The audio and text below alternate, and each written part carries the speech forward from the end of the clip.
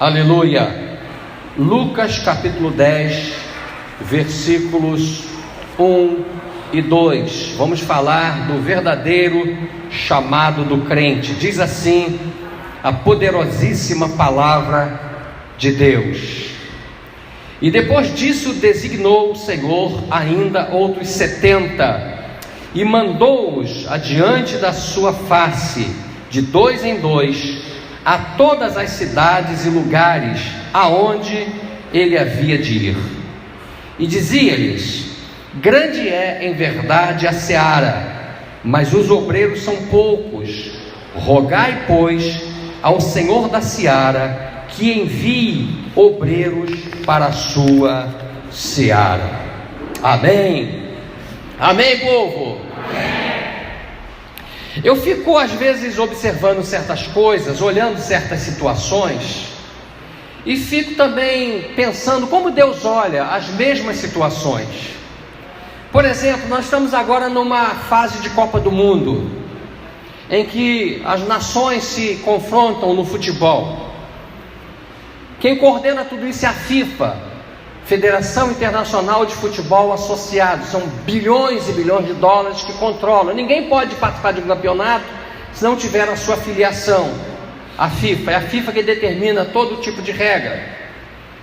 Nós chegamos à Copa do Mundo e são 209 nações que se preparam para chegar à Copa do Mundo. Então elas começam a jogar entre si, porque no final das contas serão só 32 nações que vão jogar, e cada um vai jogar 7 partidas. É um torneio eliminatório. No final sobram 32 seleções. Então tem a fase classificatória, depois tem as oitavas de final, as quartas de final, a semifinal, e no final, a final, onde aparece o campeão e o vice-campeão. E eu fico então olhando alguns países que não tem nenhuma possibilidade de ser campeão. Por exemplo, Japão, possibilidade é 0, alguma coisa. Podem ganhar? Até pode, mas a possibilidade é muito pequena. México, Coreia do Norte, Colômbia, Costa Rica, Islândia, Croácia, Arábia Saudita, Egito. Queridas, não tem nenhuma condição. Mas sabe o que me impressiona?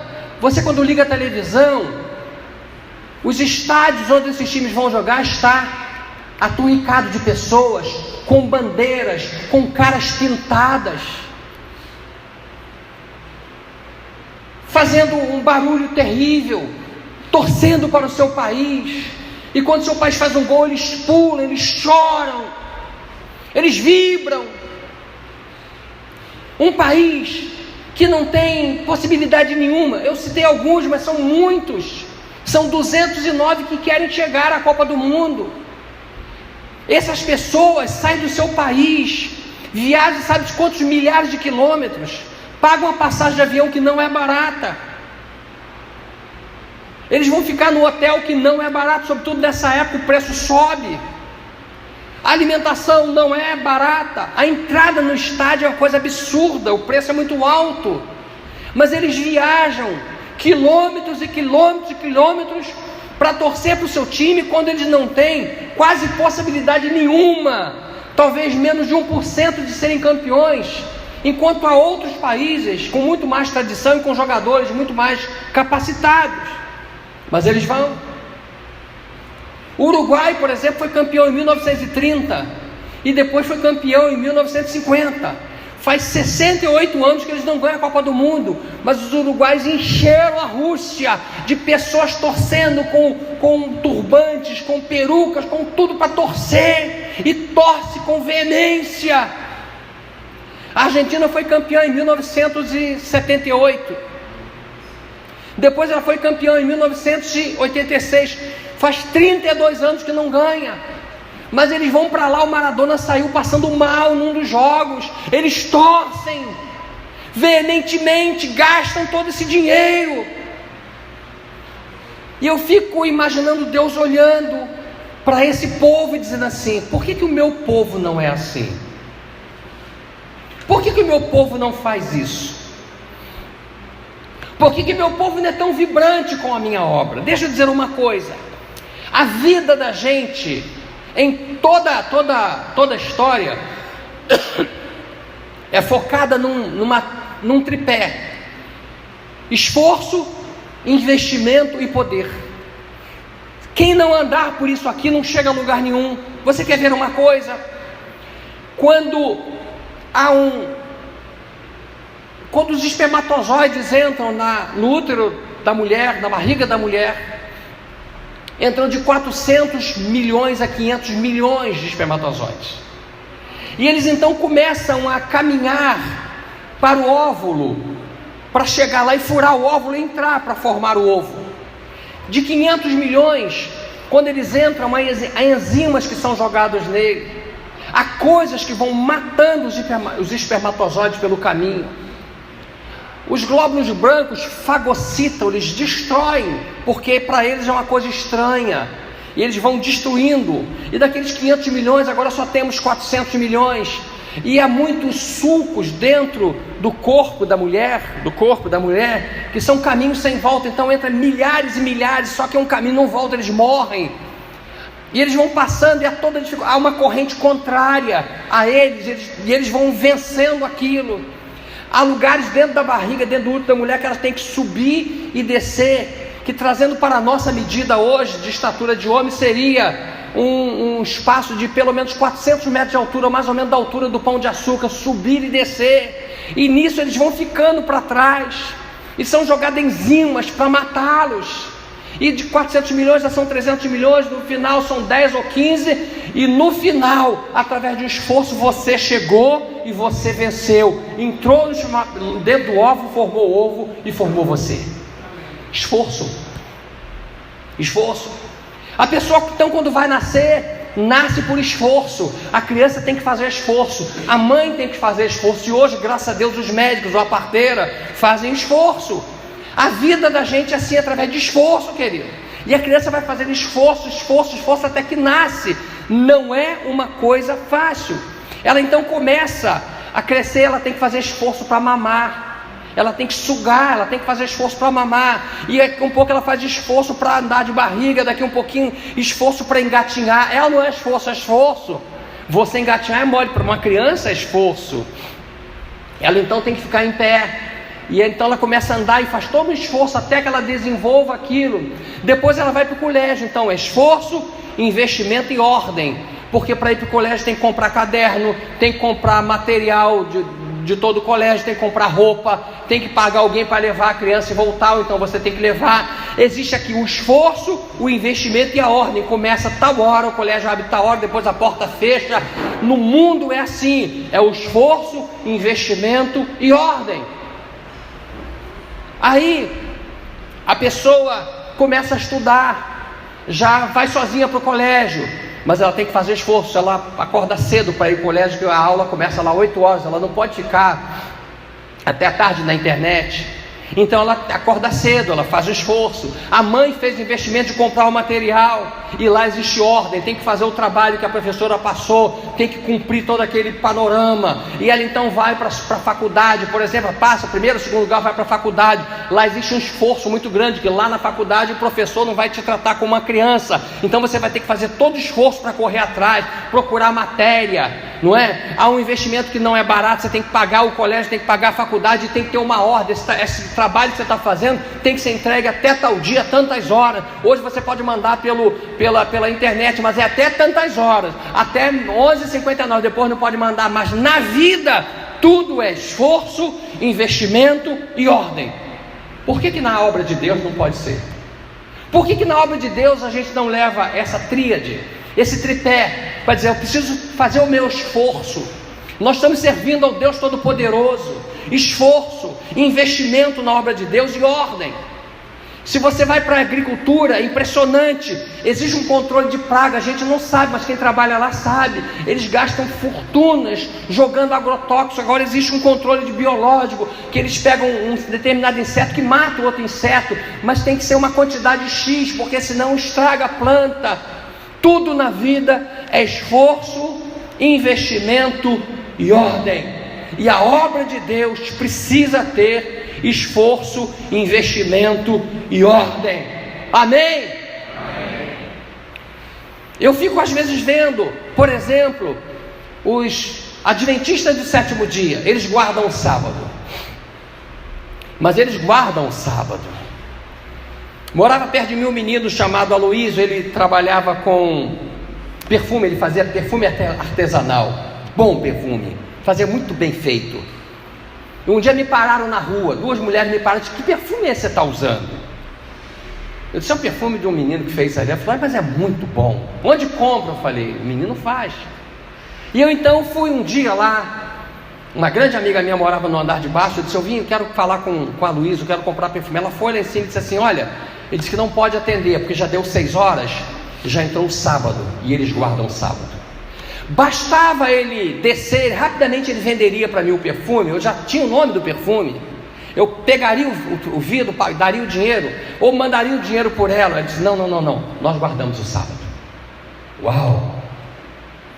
Eu não posso. Ele então podia dizer assim: faz o seguinte, você leva, resolva com ele lá, e depois você me dá o dinheiro. Ele compra quantos perfumes ele quiser, nós somos amigos, ela era crente também. Mas ele disse: não, nós guardamos no sábado nós não trabalhamos. E o sábado para o judeu e para os adventistas começa às 6 horas de sexta-feira, já é o Shabat. Aí eu fico observando essas coisas, eu digo: meu Deus. Eu li a história de uma pessoa que ele trabalhava numa empresa, era uma pessoa que também guardava o sábado. E eu não estou dizendo para ninguém guardar o sábado, longe de mim, nós guardamos o domingo. E esse camarada trabalhava numa empresa, um bom funcionário, mas ele resolveu empreender. Falou: vou empreender, vou pegar a minha indenização e vou empreender. Ele saiu para empreender, só que ele não teve um plano de negócio, saiu assim por sair. Para você abrir um negócio, você tem que fazer o estudo da região, das necessidades, você tem que saber onde você vai comprar, quanto você vai poder colocar de lucro, se você pode vender um produto numa cidade um determinado preço, ali ninguém vai comprar, numa outra cidade já compra. Tudo tem que ter um plano de negócio. E ele quebrou, e ele teve que ir, se endividou, a esposa também endividou, e ele então voltou lá no trabalho do homem e falou: olha, eu quero trabalhar, eu quero voltar para trabalhar. E aí o dono disse: tá, tudo bem, eu vou te colocar para trabalhar, mas não me venha falar esse negócio de sábado, porque aqui nós trabalhamos sábado. Então, por força da necessidade, ele então foi trabalhar, e foi trabalhar sábado de novo. No segundo sábado que ele estava trabalhando, ele olhou um folheto assim, dentro do ônibus, e ele pegou o folheto, e atrás do folheto estava escrito: lembra-te do dia do sábado para o santificar. Ele entrou em crise. Ele simplesmente entrou numa crise tão grande, escute o que eu vou dizer, que ele foi para o hospital, porque ele estava violando um mandamento de Deus no conceito dele. E ele então pediu demissão, e procurou então uma pessoa e disse assim: escuta, eu quero trabalhar, eu trabalho em qualquer coisa, eu ganho o que for preciso, mas eu não quero trabalhar sábado. Eu não quero trabalhar sábado. E aí, a pergunta que você pode me fazer é o seguinte: poxa, mas eles guardam o sábado, e nós todos guardamos o domingo. E a pergunta que eu faço: quem aqui guarda o domingo? O problema é que eles guardam o sábado, nós não guardamos o domingo. Se nós guardássemos o domingo, todas as igrejas, todos os domingos estaria cheia. Se nós guardássemos o domingo, nós não guardamos o domingo. Nós abrimos mão de qualquer coisa. Isso daqui não vai recado para A, B ou C. Nós guardamos muito mal o domingo. Nós abrimos mão de qualquer coisa. Se nós tivermos que trabalhar, nós abrimos mão de qualquer coisa porque temos que trabalhar. Abrimos mão de qualquer coisa porque temos que estudar. Mas deixamos de abrir mão de qualquer coisa, fazemos qualquer coisa, deixamos de fazer, deixamos de ir à igreja quando servimos ao Altíssimo. É ou não é verdade, querido? Igreja não se cala não, igreja. É hora de dizer: é verdade, é verdade. É claro que a pessoa trabalha domingo, ela é enfermeira, ela é bombeiro, ela é médico, ela é policial, tem que trabalhar. Nós estamos falando disso, não estamos falando de que nós não abrimos mão dos nossos desejos. Amém, queridos? Amém? Tudo é mais importante do que a obra de Deus, por uma razão muito simples. Nós somos essencialmente egoístas. Nós gostamos de fazer aquilo que faz bem a gente. Nós gostamos de afagar o nosso ego. Nós não pensamos no Deus que nos deu a vida, no Deus que nos olhou e nos criou e fez da gente do jeito que Ele queria fazer. Graças a Deus que nós somos brasileiros, e brasileiro não desiste nunca. Você poderia ter nascido na Índia, há lá 330 milhões de deuses. Quando alguém apresenta Jesus, ele aceita mais um, quando a Bíblia diz que Ele é único. Nós somos egoístas, e somos em essência egoístas. Adão, por exemplo, e Eva foram egoístas. Eva não pensou em Deus, ela pensou no fruto. O fruto era agradável ao paladar, dava inteligência, tinha sabor muito bom. Ela comeu do fruto, ela esqueceu de Deus porque ela pensou nela, ela era egoísta. Quando ela deu para Adão, Adão também não pensou. Ele só pensou nele. Ela disse: olha, o fruto é muito bom, come. Ele comeu. Nós somos egoístas. Caim, quando matou o seu irmão, foi um egoísta. Nós somos em essência, nós não estamos acostumados a fazer um sacrifício para Deus. Quando aparece uma igreja dizendo: nós vamos fazer um sacrifício, a primeira coisa que faz é criticar. Eu vi um pensamento aqui interessante de Walt Whitman, que diz o seguinte: aquele que caminha uma milha sem simpatia, o faz para o seu próprio funeral, não faz por prazer. A Bíblia diz: alegrei-me quando me disseram, vamos à casa do Senhor. Orai pela paz em Jerusalém. Haja paz dentro dos teus muros, ó Jerusalém, e prosperidade dentro dos teus palácios. Prosperarão aqueles que oram por Jerusalém. Uma vez fizeram uma pergunta numa rádio aí: a Bíblia manda orar para Jerusalém, hoje tem que orar? O cara falou: não, hoje eu oro pela igreja. Mas o que está escrito na Bíblia? Está me dizendo, ore pela igreja? A Bíblia diz lá: orai pela paz em Jerusalém. E nós muitas vezes ficamos amuados, ficamos chateados, às vezes até odiamos o domingo, odiamos essas pessoas que guardam o sábado. O amor, a psicologia já disse que o amor faz bem à alma, o ódio faz mal. Amém? Amém, queridos? Você sabe por que muitas vezes nós não fazemos a obra de Deus como devíamos fazer? Por causa da nossa língua. Queridos, se existe uma coisa atormentadora para Deus, é a língua maldita. É a pessoa que vive falando mal, que vive criticando. E o judeu, ele tem esse cuidado. Pela história, ele tem esse cuidado. A palavra lahon hará significa língua maldita. E eles dizem o seguinte: nós temos o hábito de não falar. Eles vigiam para não falar mal um do outro. Eles vigiam para não fofocar. Se você for, por exemplo, na alta classe, né? Existem livros que falam da alta classe, aqueles jantares de preferência. Ele diz o seguinte: as pessoas fofoqueiras aqui não tem espaço, porque tem tanto assunto interessante, e se aparece alguém para fazer fofoca do outro, eles simplesmente tiram, não gostam desse convívio. E eles dizem o seguinte: o primeiro a fazer crítica, o primeiro fofoqueiro da história foi o querubim ungido, porque ele falou mal de Deus. Depois dele, Eva falou mal de Deus. Adão também falou mal de Eva: a mulher que tu me deste me fez comer desse fruto. Caim falou mal de Deus. Eu sou por um acaso guardador do meu irmão. Ele falou mal. Miriam falou mal de Arão e de Moisés. Miriam e Arão falaram mal de Moisés. Datã, Corá e Abirão falaram mal de Moisés e Arão. Então eles têm esse cuidado. É muito melhor a gente viver uma vida de glorificação a Deus. Amém? Amém. Porque às vezes, queridos e queridas, não há tempo para o perdão. A gente cria tanta coisa. Você vê que Esaú tentou pedir perdão a Deus e não houve tempo para ele ser perdoado. Ele procurou, mas não houve tempo. Então a Bíblia traz para nós, nesse momento que a gente está falando, e ainda nem entrei no texto, estou só na parte preambular. Amém? A Bíblia diz assim, olha só, 1 Pedro 3,10 diz assim: quem quiser amar a vida e ver dias felizes, refreie a sua língua do mal e os seus lábios da falsidade. Quer ver dia bom? Seja assim. Quem está envolvido com isso daqui, não está envolvido em destruir a obra de Deus. Tiago 3,6 diz assim: a língua também é um fogo, como um mundo de iniquidade, contamina todo o corpo e é inflamada pelo inferno.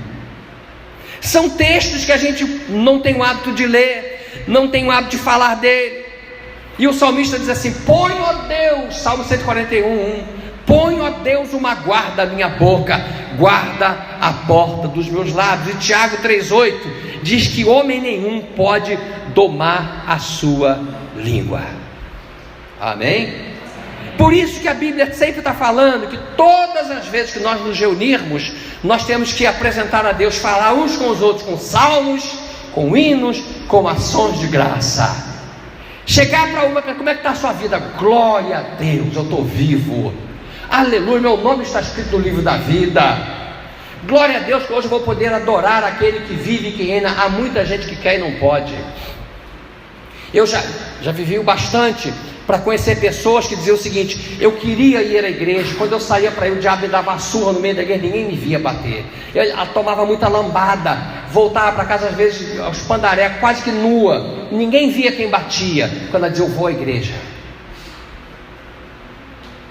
Eu já ouvi história, ouvindo uma vez um pastor que hoje é crente falar, ele disse o seguinte: ele disse que ele saía para ir para a igreja, o carro furava o pneu, vinha outro, batia, o carro que ele entrava dava problema, e nós temos a liberdade de comparecer à casa de Deus todos os domingos para adorar aquele que vive e que reina. Quando você vai lá para por exemplo, um centro espírita, tem um pastor que é conhecido meu, ele entrou na igreja cheio de guia, e ali naquele dia ele foi para bater no pregador, mas ali ele se converteu. E ele disse que ele servia um demônio chamado Exu Caveira. E quando chegava alguém com uma enfermidade, com um tumor, ele botava a boca e tirava aquele tumor. Para você ver como o diabo é sujo. E nós temos um Deus que pode te curar. E toda quarta-feira nós estamos aqui falando dele. Todo domingo nós estamos aqui falando dele. Amém? Hoje a Bíblia está falando com a gente do verdadeiro chamado. E agora estou entrando na palavra. Estou começando a entrar no texto. Deus criou o homem com um propósito definido. Deus criou você, graças a Deus que você nasceu no Brasil. Graças a Deus que você é brasileiro. Um povo alegre, um povo feliz, graças a Deus. Nós não somos fruto de um acaso, nós somos fruto de um propósito. Você quer ver uma coisa?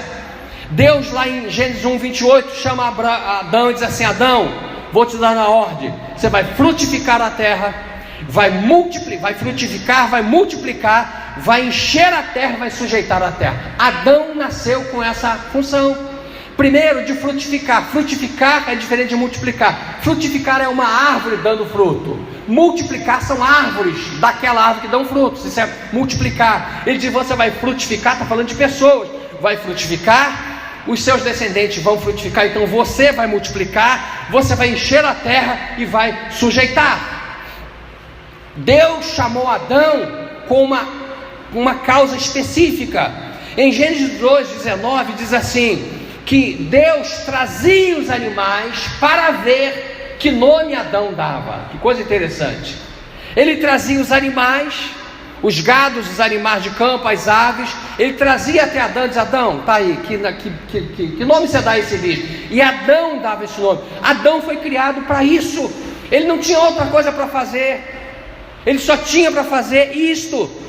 Agora note bem o que a Bíblia diz a seu respeito. Escute o que eu vou dizer, o que a Bíblia diz ao seu respeito.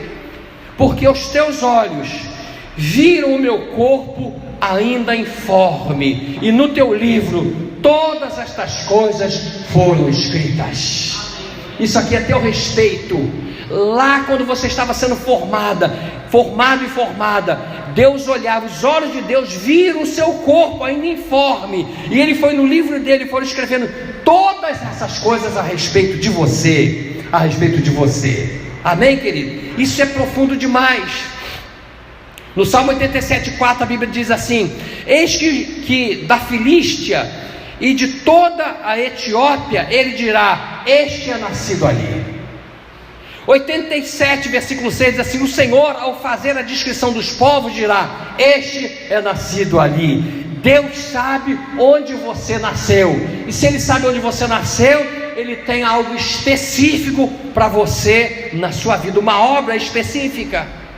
Lá em Isaías 45:1, a Bíblia falando de um homem, Ciro, que não era do povo de Deus, não era hebreu. Ele era de uma nação que tinha dominado Israel. Ele diz assim: o Senhor, assim diz o Senhor ao seu ungido, a Ciro, a quem tomo pela sua mão direita, eu irei adiante de ti, e endireitarei os caminhos tortuosos, quebrarei as portas de bronze e despedaçarei os ferrolhos de ferro. 150 anos antes de Ciro nascer, Deus o chamou pelo nome. Ele era persa, Ciro o persa. Deus o chamou pelo nome para dizer o seguinte: é você que vai colocar Babilônia, que ainda nem reinava, para fora da cidade. Ele vai tomar, e eu vou te dar os tesouros da escuridade. Você está percebendo como Deus tem tudo sob controle, querido? Amém? Amém? Em Esther capítulo 4 versículo 14, o tio de Esther diz o seguinte: quem sabe se para esse tempo Deus te fez chegar a esse reino? Quando o povo estava para ser destruído, Deus usou Esther. Ele levantou Esther naquele tempo para que ela fosse veículo para que o povo de Deus não fosse exterminado. Sabe de uma coisa? Deus talvez tenha levantado você na sua casa, talvez tenha levantado você na sua rua, no seu trabalho, para você salvar pessoas, e o projeto deles é que a palavra dele seja levada. Débora foi uma juíza em Israel, e lá em Juízes capítulo 5 versículo 7 ele diz assim: até que eu, Débora, me levantei por mãe em Israel. E ela foi uma guerreira. Deus levantou naquele tempo, porque naquele tempo precisava haver uma guerra contra Jabim, rei de Canaã, e quem liderou foi Débora. Deus criou para aquele fim. Você hoje está no mês de julho de 2018, Deus te levantou para esse momento. Deus tem algo para fazer na sua vida, amém? Amém, igreja? Em 1 Reis 16:2 diz assim: Jeú, eu te levantei do pó e te pus como chefe. Está falando para um rei. Deus tem tudo sob controle. Todas as coisas que Ele fez com um propósito. Quando Faraó se levantou contra Moisés, e que Deus começou a mandar aquelas pragas, o que parecia ruim, na verdade era um projeto de Deus. E sabe o que Deus diz para Faraó? E lá em Êxodo não está, mas em Romanos está, que Deus disse para Faraó o seguinte: para este mesmo tempo eu te levantei, para em ti mostrar o meu poder, e para que o meu nome fosse anunciado em toda a terra. Todo mundo sabe da passagem do povo de Israel pelo Mar Vermelho. Todo mundo fala das pragas, porque esse homem foi levantado para questionar o povo de Deus, para que Deus não mostrasse o seu poder. Jeremias capítulo 1 versículo 5: antes que te formasse no ventre, eu te conheci, antes que saísse da madre, eu te santifiquei, as nações te dei por profeta. Da mesma forma que Deus falou com Jeremias, Deus está falando com você. Antes que tu te formasse no ventre, Ele te conheceu. Antes que você saísse da madre, do útero materno, Ele te santificou, e as nações Ele te deu por profeta. Para Isaías ele disse a mesma coisa. Isaías capítulo 49 versículo 1 diz assim: o Senhor me chamou desde o ventre, desde as entranhas da minha mãe, e fez menção do meu nome. Ele estava no ventre da mãe, Deus já o tinha chamado pelo nome. Eu estava no ventre da minha mãe, ele disse: esse daí vai se chamar Paulo César. Estava no ventre da mãe, disse: aquele vai se chamar Leandro, aquele vai se chamar Joaquim, aquele vai se chamar Abraão, aquele vai se chamar Felipe, aquele vai se chamar Raquel, aquele vai se chamar Roberto, Rose. Ele sabe o seu nome. Antes de você nascer, antes a sua mãe e o seu pai discutirem, ele já sabia qual era o seu nome, querido. Eu estou trazendo essa base bíblica para você entender isso. Isaías capítulo 40, versículo 3: voz do que clama do deserto, preparai o caminho do Senhor, endireitai no ermo a vereda ao nosso Deus. João Batista foi chamado para aquele tempo, teve um ministério de 6 meses, mas ele foi chamado para dizer: vem aí o Messias, é esse, é o Cordeiro de Deus que tira o pecado do mundo. Quer mais uma? Gálatas capítulo 1, versículo 15, Paulo diz assim: mas quando aprouve a Deus, que desde o ventre da minha mãe me separou pela sua graça. Paulo se levantou, matou muitos judeus, perseguiu pessoas, levou preso, mas Deus tinha um projeto, um propósito na vida dele. Então, quando você olhar para alguém que você entender que é muito difícil, saiba o seguinte: às vezes Deus tem um propósito na vida dele maior do que tem até no teu, porque quando aquela pessoa se converter, ela vai fazer uma obra maior ainda. Paulo é 4ª geração, e ele fez mais do que todos eles. Ele mesmo disse em aos Coríntios: eu fiz mais do que todos os outros que foram antes de mim. Um homem que matava. Querido, quantas pessoas você conheceu que estava no mundo? Ah, mas não tem jeito para o meu filho, não tem, que tem jeito para tudo. Deus é o Deus dos impossíveis. Quem sabe o seu filho nasceu nessa condição, está vivendo esta condição, mas saiba de uma coisa, querido: Deus tem um projeto na vida dele. Há pessoas por quem eu oro. E um dia desse eu estava falando com a mãe de uma pessoa por quem eu oro, que está preso. E ela disse: meu filho parou de mandar mensagem para mim. Não quis mais mandar mensagem, não mandou mais mensagem. E eu fiquei preocupado, que ele está preso lá, mas você sabe como é a cadeia, manda mensagem, né? Usa celular, né? Provavelmente até a polícia permite que entre para coordenar, para saber alguma coisa. E ela então mandou alguém ver. E quando chegou lá, disse assim: olha, achei seu filho, está na cela de crente, se converteu. E eu então pedi para ele mandar um bilhete para você. Manda um bilhete para sua mãe. Ele falou: não, não posso, aqui nós não podemos quebrar regras. Está convertido. Ele disse assim para a mãe: quando eu sair daqui, eu vou pregar mais do que você. Querido, às vezes nós olhamos uma situação e nós condenamos a pessoa, e às vezes Deus tem esse plano na vida dessas pessoas. Moisés nasceu com um projeto de libertar o povo de Israel, amém?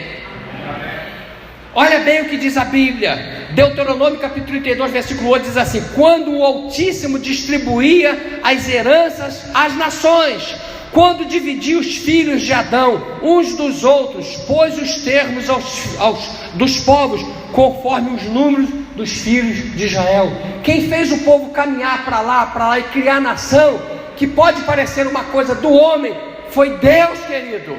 Foi Deus que trouxe Cristóvão Colombo para descobrir a América. Foi Deus que trouxe Pedro Álvares Cabral para descobrir o Brasil. Foi Deus que fez isso. Foi Deus que nos fez dessa herança portuguesa. Não adianta reclamar: ah, eu queria ter sido americano. Não tem jeito, nós somos da descendência do Portugal, e glória a Deus por isso. Amém, igreja? Agora, qual é o propósito então da igreja? O texto que nós lemos diz que Deus está chamando porque a seara é grande, mas os ceifeiros são poucos. Qual é o propósito da igreja? O propósito da igreja é multiplicar. O propósito da igreja é evangelizar. O propósito da igreja é adorar a Deus. Quando se adora a Deus, quando é um adorador, ele também evangeliza. Quando ele evangeliza, ele também é um adorador. Quando ele trabalha, é um adorador. Quando ele adora, ele é um trabalhador, querido. O projeto, o propósito da igreja é esse. E muitas pessoas fazem, outras não fazem. Amém? Amém? Antes de ordenar qualquer coisa, Deus faz como exemplo. A Bíblia diz em João 3,16: porque Deus amou o mundo de tal maneira que deu o seu Filho unigênito. Ele deu o exemplo. Romanos capítulo 5, versículo 8: porque Deus prova o seu amor para conosco em que Cristo morreu por nós, sendo nós ainda pecadores. Ele deu esse exemplo. João capítulo 3, versículo 7: porque Ele mandou Jesus ao mundo, não para condenar o mundo, mas para salvar o mundo, para que o mundo fosse salvo por Ele. João capítulo 20, versículo 1: assim como o Pai me enviou, eu envio a vós. Então Deus tem um projeto, um plano de que nós façamos a obra dele. Amém? Amém. Somos um povo pentecostal, podemos dar glória a Deus. Marcos capítulo 3, versículo 15 e 16: ide a todo mundo, pregai o evangelho. Marcos 15, 16: ide a todo mundo, pregai o evangelho a toda criatura. Isso é a ordem de Deus. Isso não é uma possibilidade, não. Mateus 28:11, ide, ensinai todas as nações, batizando em nome do Pai, do Filho e do Espírito Santo. Versículo 20 diz, ensinando-as a guardar todas as coisas que vos tenho mandado, eis que estou convosco todos os dias, até a consumação dos séculos. Isso é projeto de Deus. Aí ele chega para nós aqui, nesse texto diz assim, grande é a seara, mas poucos são os ceifeiros. Deixa eu dizer uma coisa, sempre houve pouca gente para trabalhar para Deus, na Bíblia.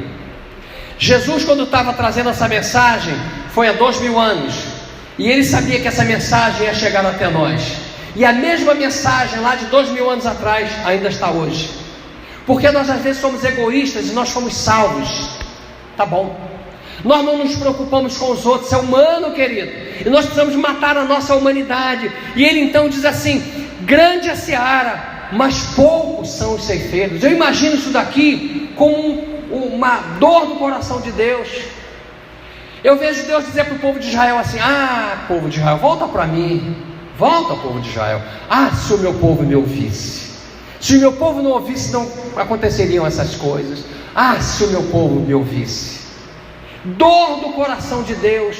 Você imagina ele chegar aqui agora e dizer para todo mundo assim, olha, grande é a seara, mas são poucos os ceifeiros, tem muito pouca gente querendo trabalhar, tem muito pouca gente que basta chegar e sentar e ilustrar o banco, embora está muito bom, eu fui salvo, trabalhador, ele quer trabalhador. Grande é a seara, grande é a seara, mas os ceifeiros são poucos.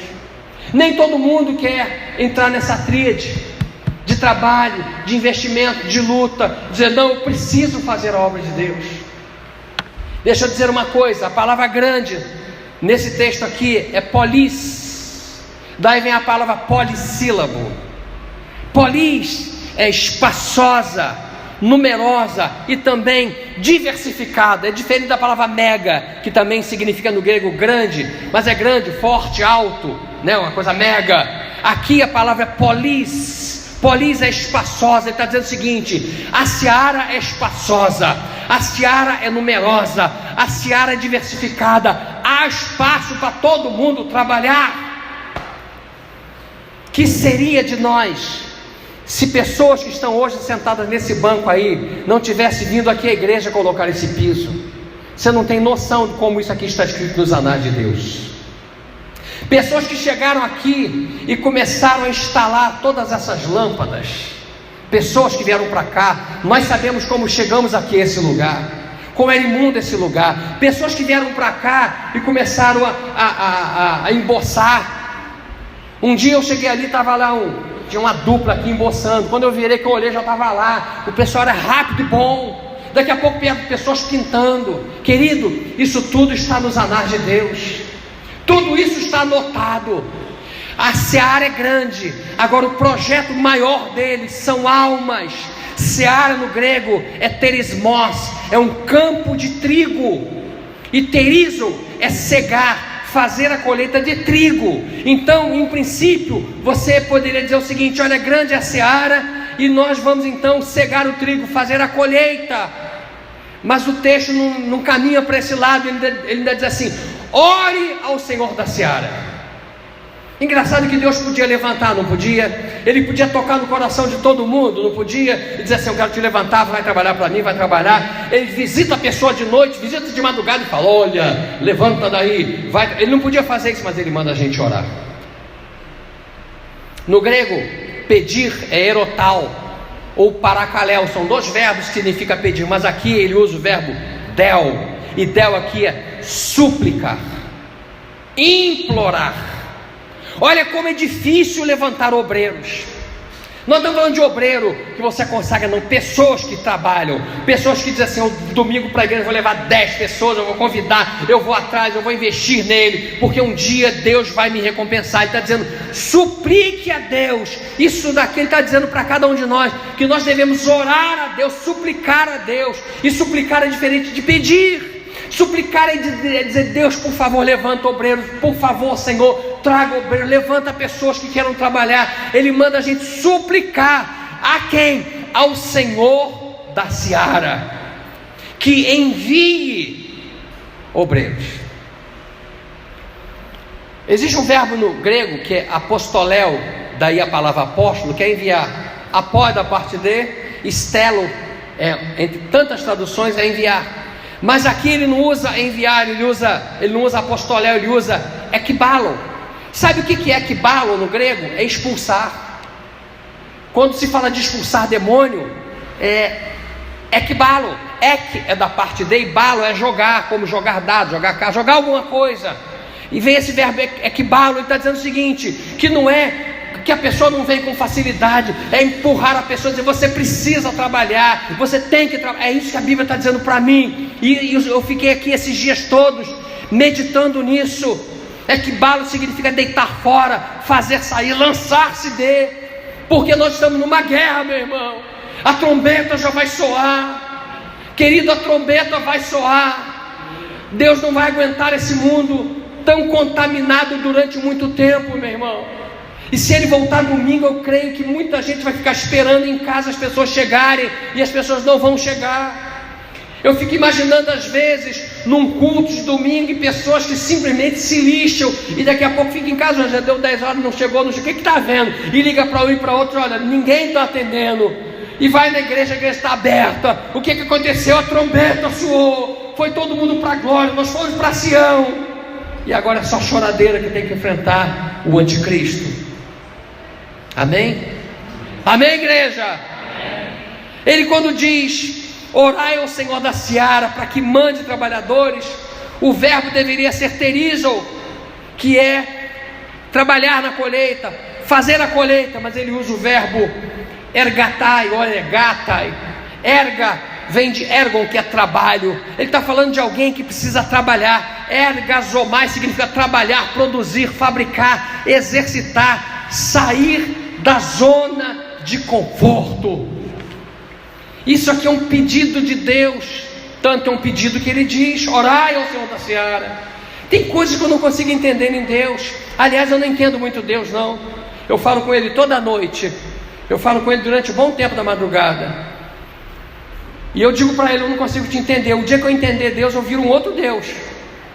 Ele pedir que nós oremos a ele, pedir que nós supliquemos a ele.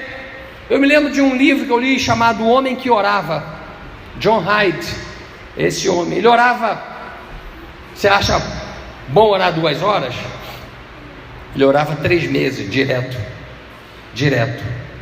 3 meses. Teve alguém que foi orar com ele 21 dias, ficou 21 dias com ele no quarto orando. De vez em quando saía, comia um pouquinho assim de feijão e voltava. E perguntava, como é que foi lá? Ele falou, não posso falar. Nós estávamos no monte com Deus. Um homem que orava, só ele orava. E um dia ele disse assim, Senhor, eu quero ganhar uma alma por dia. Ele disse, então me peça. Eu quero todo dia ganhar uma alma, mas uma alma que se converta mesmo. Ele disse, então me peça. E ele começou a orar e chorar diante de Deus, até o dia que Deus disse, a partir de hoje você vai ganhar uma alma para Jesus. Então ele passou a ganhar uma alma. Aí ele disse, Senhor, agora eu quero ganhar todo dia 2 almas. Ele disse, então me peça. E ele começou a clamar a Deus, está no livro dele. Começou a clamar a Deus, clamar a Deus, clamar a Deus. Senhor, eu quero ganhar 2 almas para Jesus. Depois, quando ele sentiu que ia ganhar 2 almas, ele ficou feliz. Ele disse, agora eu quero ganhar 3 almas por dia. Ele falou, então me peça. Até 4 almas, eu quero ganhar 4 almas, me peça. Então ele chorava aos pés de Deus. Ele ganhou 800 almas para Jesus. Nenhuma delas se desviou. Deus podia dizer, tá bom, você quer ganhar? Então comece a ganhar a partir de hoje. Mas você tem que entender, cada um de nós precisa entender que o reino de Deus é um reino que tem uma contrapartida absurda. Existem demônios que trabalham contra a igreja de Deus. Aí alguém pode dizer assim, mas não é tempo. Jesus em João 4,35 diz assim, levantai os vossos olhos e vede as terras que já estão brancas para a ceifa. Os discípulos disseram, é daqui a 4 meses. Ele falou, olha, mas levantai os vossos olhos e veio. Na verdade o que Jesus está dizendo é o seguinte, isso daí, do ponto de vista físico, é para daqui a 4 meses, para ganhar alma é agora, para evangelizar é agora. Tem dificuldade? Tem. Se você continuar lendo esse texto, a Bíblia diz assim, eis que vos envio como cordeiro ao meio de lobos. Querido, cordeiro ao meio de lobo. Sabe qual é a comida preferida do lobo? Cordeiro. Cordeiro. A ovelha é um bicho que não corre, ela até corre, mas ela não corre a ponto de se livrar. A ovelha é um bicho que não tem senso de direção, ela se perde. A ovelha enxerga no máximo 10 metros. A acuidade visual da ovelha é de 8 metros, no máximo 10 metros. Ela não tem senso de direção, se ela sair para lá, não sabe voltar para cá. A ovelha não tem arma de defesa, ela vai saindo do caminho. A ovelha vai comer e ela corta os seus beiços. É o pastor que tem que tirar. Espinhos entram, você não vê um outro animal com isso, mas a ovelha é um bicho muito dependente de Deus, completamente dependente. Ele está dizendo: eu vou te mandar como cordeiro ao meio de lobo. Ele está dizendo: eu vou te mandar como lobo no meio de cordeiro. Você chega lá, arrebenta, amarra aquela capetada toda e acabou a história. Ele falou: não, eu estou te mandando como cordeiro no meio de lobo. Então por que nós estamos reclamando da dureza do evangelho? Eu estou mandando vocês como cordeiro no meio de lobo. O mundo é um mundo terrível. A Bíblia diz que o mundo jaz no maligno. Tem certa mensagem que não dá para a gente dar glória a Deus, né? E ele ainda diz mais uma coisa ainda: não leveis. Sabe o que Deus está dizendo? Comece a aprender a depender de mim. Nós dependemos muito das pessoas, nós dependemos de governo, dependemos de A, de B ou de C. E ele diz assim: não leve alforje. Primeira coisa que não tem que levar: alforje. A palavra pera, que é alforje, é um saco. É aquele que é usado do lado dos animais, coloca um do lado do outro, que coloca em cima das motos, aquela caçamba. Aquilo ali é alforje. Não leve isso. É ali que as pessoas levam os seus alimentos, é ali que as pessoas levam muita coisa para uma viagem. Todo mundo que viaja tem que levar uma mala, não é verdade? Ele diz: não leve mala. Não leve mala, porque vocês vão aprender a depender de mim. E tem mais: não leve bolsa. Não leve bolsa, porque digno é o obreiro do seu salário. Vocês precisam aprender a depender de mim. Não levem sandália. Sandália hoje tem um tratamento químico que faz com que ela dure. Naquele tempo não. Não leve, porque ela não vai gastar. Vocês vão aprender a depender de mim. Não saudeis ninguém pelo caminho. Naquele tempo tinha que saudar, assim, curvar 7 vezes, beijar não sei quantas vezes. Perdia tempo. Falou: não, o negócio é tão sério que não dá para esperar. Há uma dor no coração de Deus. Nós somos a ponta de lança de Deus. E ele disse: eu vou mandar vocês adiante da minha face. Eu fiquei parado pensando nisso. Eu vou mandar vocês adiante da minha face as cidades que eu ainda vou visitar. Querido, é uma honra muito grande a gente poder saber que a gente um dia, a gente vai diante dele. Deus nos manda diante dele. Deus nos faz caminhar diante dele. Quando você vai, ele vai atrás. É um projeto de Deus, de que você possa ir. E ele garante que vai atrás. Ele diz o seguinte: vai que eu vou te mandar atrás. Vai que eu vou atrás. Sabe o que ele está dizendo? Que nós não estamos sozinhos. Grande é a seara, poucos os obreiros. Encareça ao Senhor da seara, clame ao Senhor da seara, implore ao Senhor da seara para que mande mais obreiros. Eu não sei se eu estou falando para obreiros nessa noite, mas eu sei de uma coisa: Deus tem um projeto com cada um que está aqui nessa noite, de ser um obreiro. Sabe como é que o obreiro funciona? Ele pode não ser um as, ele pode não ser um tremendo teólogo, porque as pessoas estudam, as pessoas fazem teologia, fazem pós-graduação, fazem mestrado, doutorado, fazem tudo, e às vezes não são pastores, porque o que forma pastor não é o conhecimento, o que forma pastor é deserto. A luta que forma o pastor. Foi assim que Moisés se tornou pastor, na luta, lá no deserto, cuidando de ovelhas. Talvez você não seja essa pessoa, mas Deus, quando chamou os 12, Ele chamou 12 pessoas incultas, que mal sabiam escrever, e com esses 12 Ele revolucionou a terra. E eu tenho certeza de que Deus tem um chamado para a sua vida. Eu quero que essa palavra entre no seu coração nessa noite.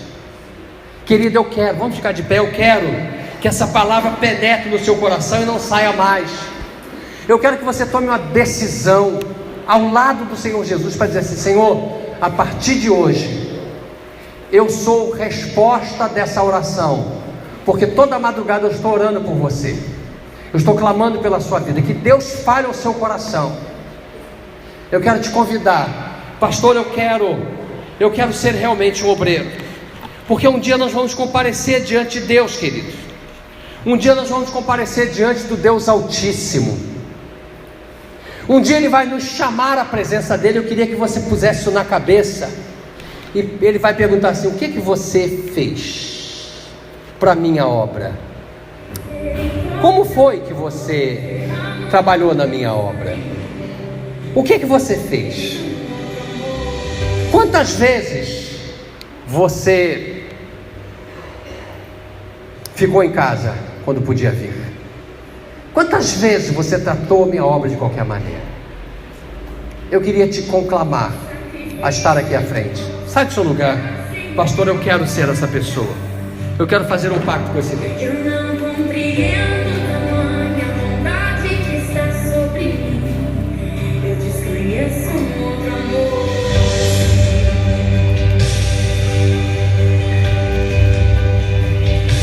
Que amor é esse? Graça em tanto lazer. Deus tem um projeto grande, a seara. Grande a seara. Poucos são os ceifeiros. Eu quero que ceifeiros venham à frente dizendo: eu quero ser. É provável que você possa estar dizendo assim: eu não sei como fazer, eu nem sei falar. É com você que Deus está falando, é com você que não sabe falar. Deus prefere a pedra bruta à pedra mal trabalhada. Ah, Deus quer falar com você.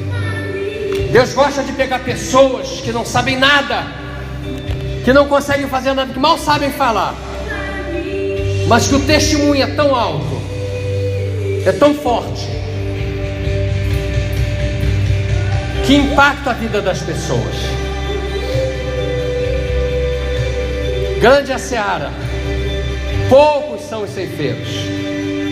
Orai ao Senhor da seara, para que mande mais ceifeiros. Ore ao Senhor da seara, clame ao Senhor da seara, peça ao Senhor da seara, implore ao Senhor da seara. A falta de obreiros na obra de Deus, em todos os lugares.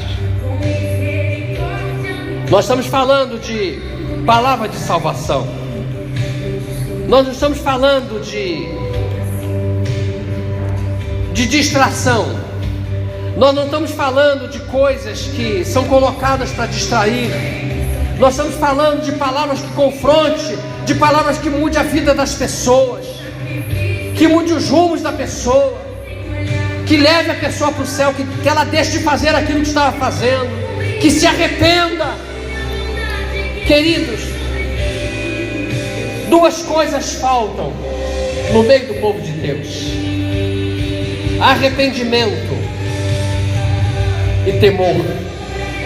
O temor leva ao arrependimento, o arrependimento leva ao temor. Deus precisa de pessoas que tenham temor dele, que temam o seu nome, que chore pelos seus pecados, que tenha vergonha de lembrar dos seus pecados.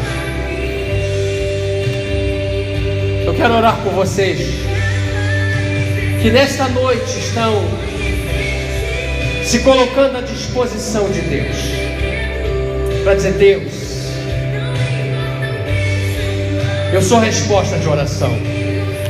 Eu sou resposta de oração de pessoas que oraram há 200 anos, há 500 anos, talvez há 1000 anos. Pessoas oraram para que Deus levantasse obreiro, e hoje essa oração está sendo ouvida. Pessoas que oraram há 100 anos, 250 anos, 10 anos. Hoje eu estou sendo aqui resposta dessa oração. Eu quero te dizer que há pessoas que você menos imagina, talvez as mais difíceis. Você olha e diz: essa pessoa não vai se converter nunca. Talvez o envolvimento dela com o pecado seja muito grande. Talvez o envolvimento com as trevas seja muito grande. Mas é exatamente essa pessoa que Deus vai trabalhar, porque onde abundou o pecado, superabundou a graça de Deus. Coloque a mão no seu coração. Querido Deus, nessa hora eu quero entregar nas tuas mãos os teus filhos que estão atendendo a oração, que talvez fossem orações feitas há tantos anos e que hoje está ecoando no coração de cada filho que se levantou para dizer: estou aqui, eu quero ser um trabalhador na obra de Deus. Eu creio na sinceridade de cada um que veio, e sei que o Senhor está se levantando do trono nessa hora, feliz com a atitude de cada filho teu. Eu quero pedir a tua bênção sobre cada um, e que eles vejam o resultado, Senhor, tremendo, glorioso, maravilhoso, de ser obreiro da tua obra. Não obreiro do mundo, da obra do mundo, mas obreiro da tua obra, de fazerem a tua vontade. Eu quero abençoar a vida deles, e quero que nesta noite o Senhor nos visite, e que essa semana seja uma semana diferente para a vida de cada um que está aqui, se declarando obreiro teu de forma sobrenatural. Eu quero abençoá-lo, Senhor, com toda prosperidade. Eu os quero abençoar com saúde. E eu quero declarar que ao sairmos daqui não haverá bala perdida, assalto, tentativa de assalto, colisão, queda, atropelamento, luxação, torção. Nada vai te atingir. Os anjos de Deus já desceram com armas espirituais, com veículos espirituais, para caminharem contigo até a tua casa, no ônibus que você vai pegar, no carro que você vai dirigir. Que a mão poderosa de Deus, mão forte, braço estendido, estará sobre a sua vida. Eu quero declarar que esta semana vai ser uma semana de vitória. Eu quero declarar que aquele que é poderoso para fazer tudo muito mais abundantemente além daquilo que pedimos ou pensamos, segundo o poder que nós opera, a esse Deus seja a glória da igreja por Jesus Cristo em todas as gerações. E é por isso que a cada culto oramos a oração de Jabez, a oração que diz: tomara que me abençoes, que seja comigo a tua mão, que me preserve do mal, de modo que não me sobrevenha aflição. Se você crê nisso, se você recebe isso, se expresse com toda alegria diante de Deus, dando um grito de vitória. Louvado seja o nome do Senhor. Deus te abençoe, em nome de Jesus. Amém.